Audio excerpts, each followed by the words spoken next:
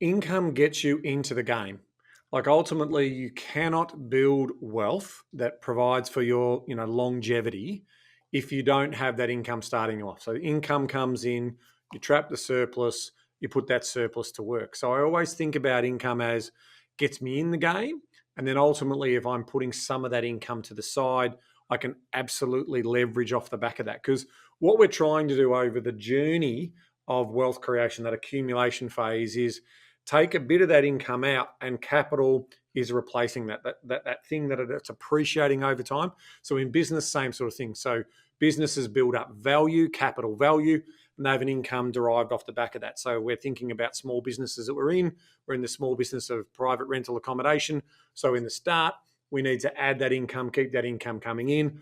Over time, we're building an asset base.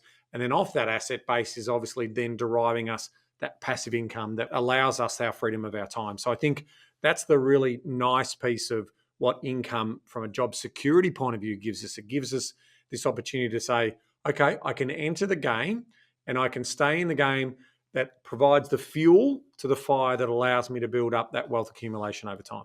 The second part is how can you give yourself a chance to increase the amount of income? Well, that's to increase your skills, skill stacking. You start with a base skill, but you're always stacking these skills on top of each other. So the next part of the defense here is always upskilling and taking additional training wherever you can so that you can be growing at work. That also underpins the job security, but it also gives you the best chance of increasing your income.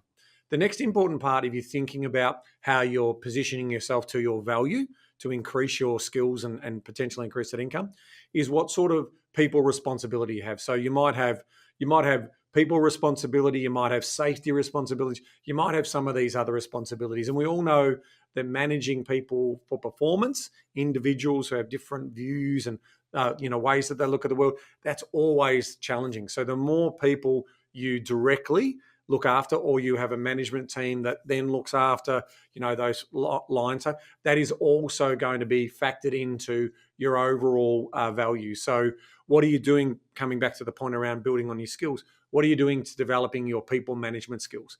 How are you developing your influencing and, getting an understanding and getting buy-in from those people that you're managing? They are all fundamental factors that are going to add to the story of the value that you bring to the business and the skills you do. And then the final one is the technical. So what sort of ultimate problems can you solve for? And these days it's more technically grounded.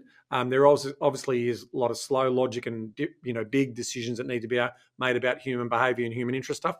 But in terms of how do you then solve for that technically, if you've got a lot of skill sets around all those technical pieces that you can bring together that ultimately increases productivity, which then flows to the bottom line, you're going to share in that success as well. So they're the sort of areas that I would always be thinking about when I'm looking at what do I upskill on and where's my opportunity to continue to show value off the back of, obviously, again, coming back to, paid to do more than you're paid to do. And then ultimately you'll see benefit of that. I think if your managers and people are looking at that for you, you then become effectively highly prized as a high performing person in that business, and you should be rewarded accordingly.